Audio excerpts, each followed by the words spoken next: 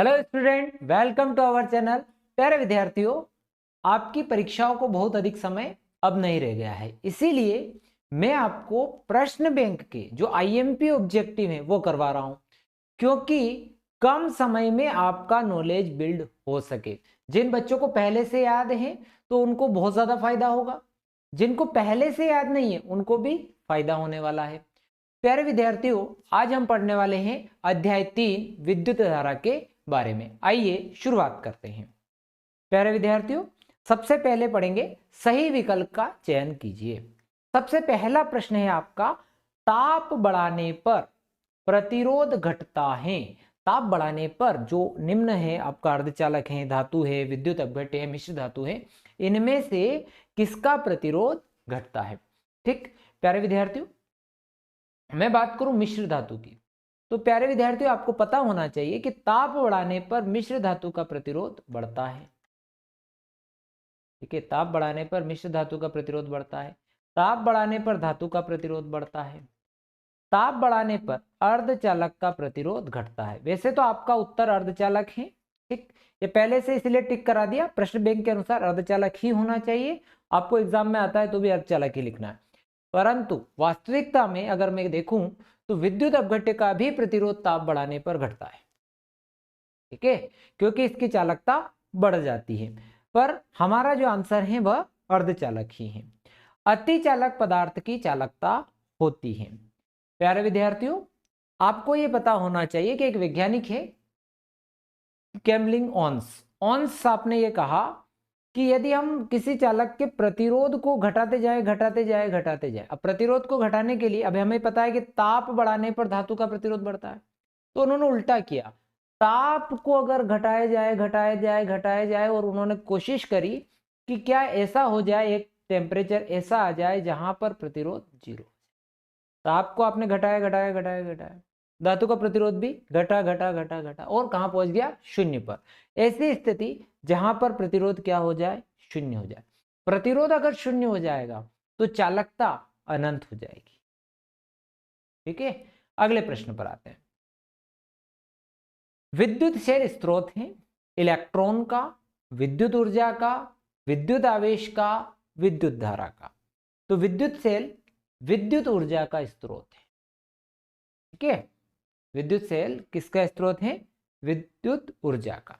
ठीक, अगला प्रश्न, किसी तार की प्रतिरोधकता निर्भर करती है द्रव्यमान पर, व्यास पर, लंबाई पर, पदार्थ।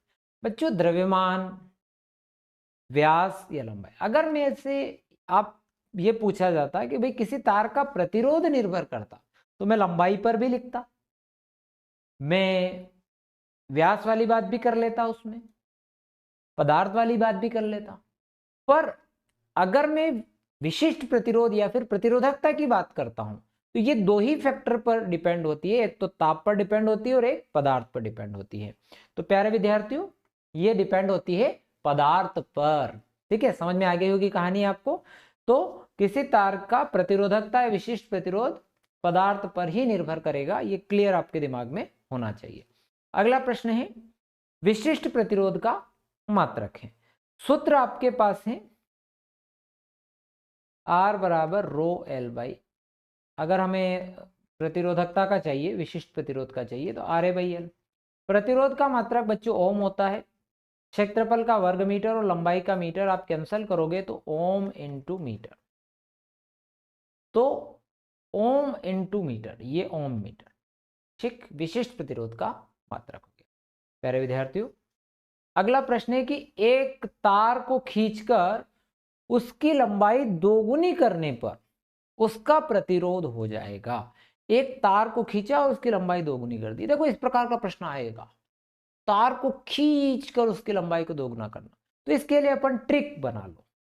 क्लियर है कि जो भी जितने गुना करने की कहा जाए उसका आप क्या कर दो, स्क्वायर कर दो, वर्ग कर दो, आपका काम हो जाए। एक तार को खींचकर उसकी लंबाई दोगुनी करने पर उसका प्रतिरोध हो जाएगा। तो प्यारे विद्यार्थियों, लंबाई को खींचकर कितना किया, 2 गुना, तो यहां रखेंगे 2, 2 का वर्ग कितना हो जाएगा, 4। तो प्यारे विद्यार्थियों, प्रतिरोध हो जाएगा 4 गुना। ठीक है, ये याद रखना, एन स्क्वायर आर। 2 गुना करने की कहे तो 2 का वर्ग 4, 3 गुना करने की कहे 3 का वर्ग 9, 4 का वर्ग 16, इस प्रकार जितने गुना। पर ध्यान रखना प्रश्न में ये लिखा होना चाहिए कि एक तार को खींचकर उसकी लंबाई का 2 गुना करने पर। ठीक है, यानी कि खींचकर ही लंबा करेंगे तभी ये फार्मूला लगाना है। आगे बढ़ते हैं। विभव प्रवणता का एसआई मात्रक है। विभव प्रवणता, अब आपको पता है कि विभव प्रवणता क्या होती है। E बराबर dv बटा dx, ये दूरी के सापेक्ष विभव में जो परिवर्तन होगा उसे विभव प्रवणता कहेंगे। विभव का मात्रक होता है बच्चों वोल्ट और दूरी का मात्रक होता है मीटर, तो वोल्ट प्रति मीटर। ये विद्युत क्षेत्र की तीव्रता का भी मात्रक हो सकता है वोल्ट प्रति मीटर। तो कौन सा मात्रक हुआ प्यारे विद्यार्थियों? वोल्ट प्रति मीटर। किसी चालक में विद्युत प्रवाह होता है धनावेशों के कारण, मुक्त इलेक्ट्रॉनों का प्रवाह, अणुओं का प्रवाह या इनमें से कोई नहीं। तो किसी भी चालक में मुक्त इलेक्ट्रॉनों के प्रवाह के कारण क्या होता है? विद्युत धारा का प्रवाह होता है। किसी चालक के अंदर मुक्त इलेक्ट्रॉनों के प्रवाह के कारण विद्युत धारा का प्रवाह होता है, पर हमें पता होना चाहिए कि जो इलेक्ट्रॉनों का प्रवाह होता है बच्चों, वो धारा प्रवाह के ठीक विपरीत दिशा में होता है, यानी कि ये ऋण से धन की ओर चलते हैं इलेक्ट्रॉन, ये भी हमें पता होना चाहिए। तो किसी चालक में विद्युत प्रवाह होता है मुक्त इलेक्ट्रॉनों के कारण। अगले प्रश्न, एम्पियर किसका मात्रक है? विद्युत धारा का, विद्युत आवेश का, विभवांतर का या प्रतिरोध का? तो प्यारे विद्यार्थियों हमें पता होना चाहिए कि प्रतिरोध का मात्रक ओम होता है, आवेश का मात्रक कूलाम होता है, विभवांतर का मात्रक वोल्ट होता है और विद्युत धारा का एम्पियर होता है। इसीलिए हमारा करेक्ट आंसर हो गया विद्युत धारा का मात्रक हो। एम्पियर किसका मात्रक होता है? तो विद्युत धारा का मात्रक होता है। निम्नलिखित में से कौन सा संबंध सही नहीं है? प्रतिरोध का मात्रक ओम होता है, बिल्कुल करेक्ट जवाब है। आवेश का मात्रक कूलाम होता है, ये भी करेक्ट बात है। विद्युत धारा का एम्पियर होता है, ये भी करेक्ट बात है। चालकता का वोल्ट होता है, ये गलत बात है। ठीक है भाई, चालकता जो होती है वो किसका उल्टा होती है? प्रतिरोधकता का उल्टा होती है विद्युत चालकता। प्रतिरोधकता का मात्रक ओम इंटू मीटर है, तो इसका क्या होना चाहिए? ओम इनवर्स मीटर इनवर्स होना चाहिए, न कि वोल्ट। अगले प्रश्न पर आते हैं। रिक्त स्थानों की पूर्ति कीजिए। किरचॉफ का प्रथम नियम रिक्त स्थान सिद्धांत पर आधारित है। किरचॉफ का द्वितीय नियम किसके सिद्धांत पर आधारित है? पहला नियम की बात करें, किरचॉफ का नियम हम लोग पढ़ते हैं तो हम लोग बात करते हैं कि संधि की ओर आने वाली धाराएं और संधि से दूर जाने वाली धाराओं का जो योग होता है, ठीक है, वो शून्य होता है, या फिर संधि पर मिलने वाली समस्त धाराओं का योग शून्य होता है। ऐसा कहे संधि की ओर आने वाली धाराओं का योग और संधि से दूर जाने वाली धाराओं का योग बराबर होता है। धाराओं को संधि की ओर आने वाली धारा का योग जो होता है वही संधि से दूर जाने वाली धाराओं का योग होता है। मैंने कि हम कहे कि संधि पर मिलने वाली धाराओं का योग शून्य होता है। आप सबको रटा हुआ भी होगा, फिर भी मैं आपको एक्सप्लेन कर रहा हूं। ये हो जाएगा dq बाई dt, धारा को लिख सकते हैं सिग्मा dq बराबर 0, यानी सिग्मा सबका सम करेंगे q इज इक्वल टू 0, यानी कि q इज इक्वल टू बच्चा आया नियतांक। ठीक है, तो इसीलिए क्या नियतांक आया? q क्या होता है? आवेश। तो आवेश संरक्षण, नियतांक होना मतलब संरक्षण। तो किरचॉफ का प्रथम नियम आवेश संरक्षण के सिद्धांत पर आधारित है। बहुत बढ़िया। अगला प्रश्न, किरचॉफ का द्वितीय नियम रिक्त स्थान के सिद्धांत पर आधारित है। किरचॉफ का द्वितीय नियम V बराबर, जो किरचॉफ का द्वितीय नियम जो है आपका सिग्मा डेल V बराबर 0 है ना, और V बराबर हम लोगों ने क्या पढ़ा हुआ है? W बटा Q। तो मैं इसको लिख देता हूं dW बाई। अब सिग्मा dW बराबर 0, तो W बराबर आया 0, यानी W क्या आया? नियतांक। W क्या है? कार्य। कार्य मतलब एक प्रकार की ऊर्जा, तो ऊर्जा क्या है? नियत है। तो यह हो जाए बच्चा ऊर्जा संरक्षण के सिद्धांत पर आधारित है। विद्युत धारा कौन सी राशि है? प्यारे विद्यार्थियों, अब विद्युत धारा की दिशा क्या होती है? सबसे पहले तो मुझे बताओ। विद्युत धारा की दिशा होती है धन से ऋण की ओर। इलेक्ट्रॉनों की दिशा, आपसे पूछे कि भाई इलेक्ट्रॉनों की दिशा बताओ, तो आप बताओगे कि सर ऋण से धन की ओर होती है। ये आपकी जानकारी में है। पर सदिश अदिश बताने के लिए मैं यहाँ पर एक कहानी समझाता हूँ। ये है वही भैया, यहाँ धारा आ रही है इधर और यहाँ से धारा I1 आ रही है। ये I1 है, इधर से I2। अब मैं आपसे पूछूं कि भैया बताओ टोटल धारा कितनी होगी। ऐसा चलो संख्या में ले लेते हैं अपन इनको, I1 I2 में थोड़ा सा डिफिकल्ट हो जाए, संख्या में लेते हैं। मान लो इधर से 2 एम्पियर आ रही है, इधर से 3 एम्पियर। अब आपसे पूछूंगा कि भाई धारा कितने एम्पियर की हुई, तो आप कहोगे कि सर 5 एम्पियर। चल इसी चीज को बदलते, एक धारा इधर से आ रही है, एक धारा अब इधर से आ रही है, वही 2 एम्पियर की, वही 3 एम्पियर की। आपसे फिर पूछूंगा, आप बोलोगे सर 5 एम्पियर। क्यों भाई, इस कोण का इस कदर कोई फर्क नहीं पड़ा? इसका मतलब धारा जो है वह अदिश राशि होती। क्यों हो गई अदिश राशि? क्योंकि यह सदिश योग नियमों का पालन नहीं करती है। तो विद्युत धारा कौन सी राशि है? तो विद्युत धारा अदिश राशि है। और क्यों है? क्योंकि यह सदिश योग नियमों का पालन नहीं करती। परीक्षा में आ जाए कि विद्युत धारा अदिश राशि क्यों है, तो आप लिखिएगा क्योंकि यह सदिश योग नियमों का पालन नहीं करती है, इसीलिए विद्युत धारा एक अदिश राशि है। अगला प्रश्न प्यारे विद्यार्थियों, विद्युत धारा घनत्व रिक्त स्थान राशि है, सदिश या अदिश?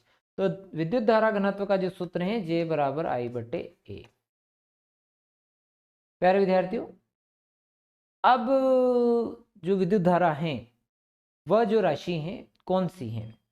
अब देखो धारा कौन सी राशि है, तो धारा अदिश राशि, तो इससे अनुमान नहीं लगेगा।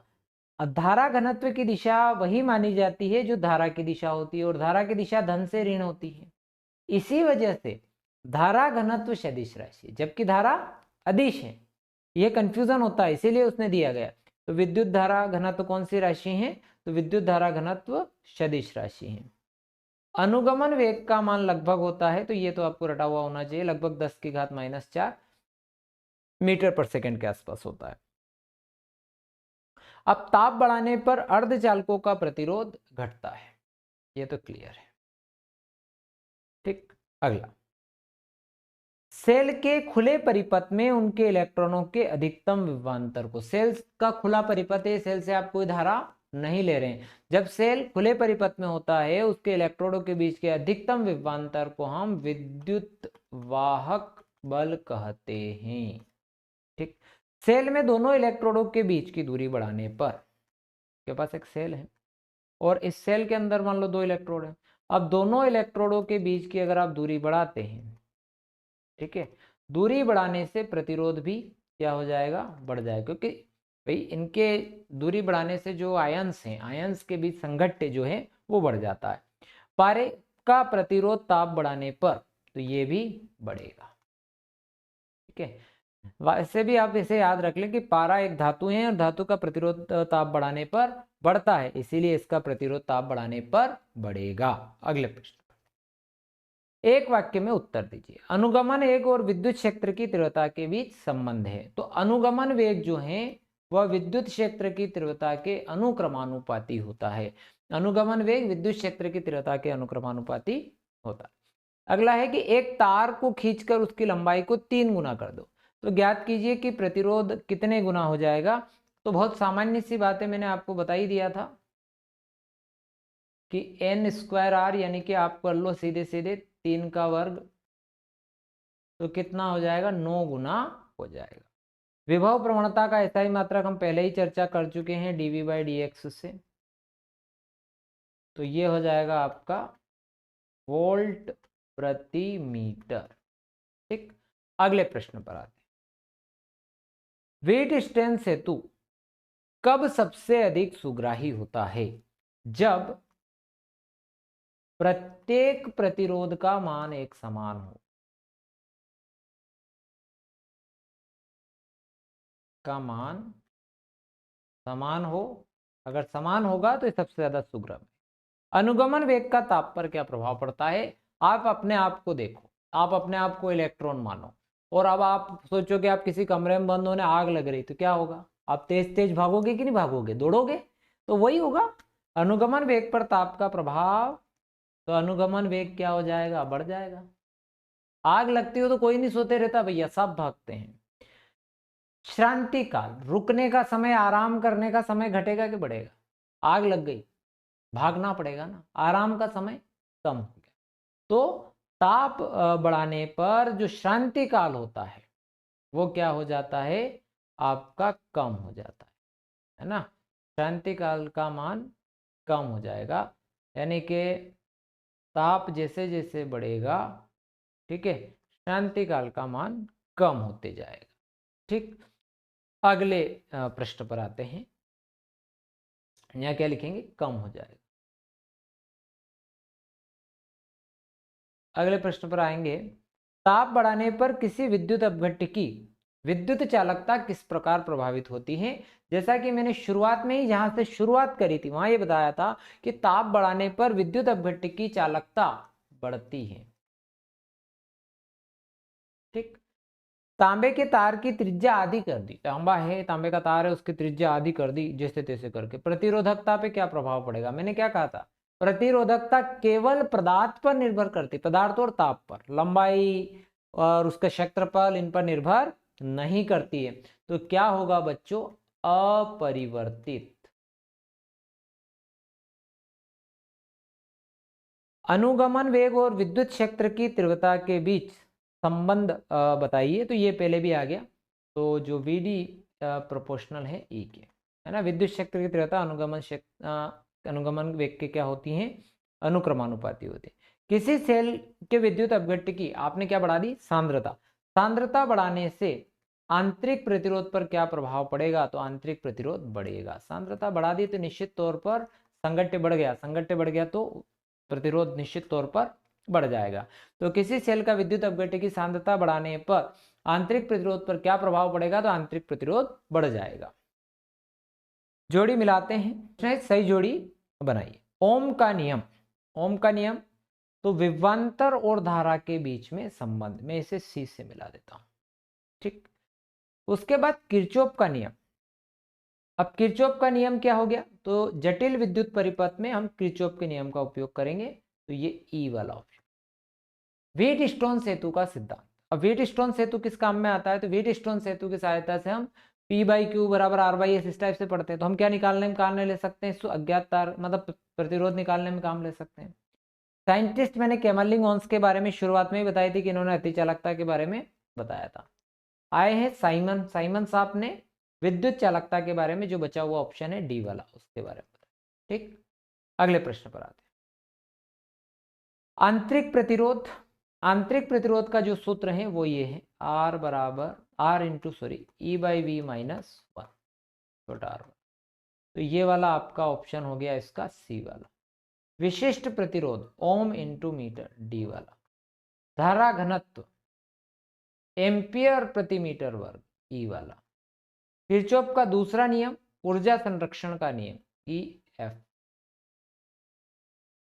विद्युत धारा विद्युत परिपथ में किसी संधि पर I बराबर 0, I बराबर 0 यानी कि सिग्मा I बराबर 0 है, ये है ना, वो सिग्मा ऐसा डॉट बन गया। तो ये किरचॉफ के प्रथम नियम की बात। और धारा का जो मात्रक होता है वो एम्पियर यानी A1। प्यारे विद्यार्थियों, ये था अध्याय 3। अब हम लोग इसके बाद अगले अध्याय में फिर मिलेंगे, अध्याय 4 में। उसके भी हम ऑब्जेक्टिव टाइप प्रश्न करेंगे, 2 और 3 अंक के प्रश्न भी आपको वीडियो में है। अगर आप बहुत ज्यादा वीडियो में और भी ज्यादा ऑब्जेक्टिव की प्रैक्टिस करना चाहते हैं तो ऑब्जेक्टिव की एक सीरीज आपको मिल जाएगी बिल्कुल बनी हुई, है ना। प्लेलिस्ट में आप जाकर देख सकते हैं कि उसमें सारे ऑब्जेक्टिव आपको मिलेंगे, जितनी ज्यादा प्रैक्टिस करना आप लोग चाहें। ठीक है, और मैं आईएमपी ऑब्जेक्टिव एक वीडियो में भी लेकर आऊंगा पूरी फिजिक्स का, पर उसमें थोड़ा समय है। ठीक है, और जैसा कि आप लोगों ने बताया था कि भाई 2 और 3 मार्क्स के आईएमपी क्वेश्चंस के लिए अलग से वीडियो बनाइए, उस पर तैयारी चल रही है। 1-2 दिन में मैं आपको 3 मार्क्स के जो वीडियो 3 मार्क्स के जो क्वेश्चन है उससे रिलेटेड, आईएमपी क्वेश्चन से रिलेटेड वीडियो लेकर आऊंगा, और जो आपको बहुत पसंद भी आएगा। मिलते हैं बच्चों नेक्स्ट वीडियो में, और सबसे पहले आप चैनल को सब्सक्राइब कर लीजिएगा और अपने दोस्तों के साथ शेयर करना मत भूलिएगा। थैंक यू वेरी मच, मिलते हैं नेक्स्ट वीडियो में।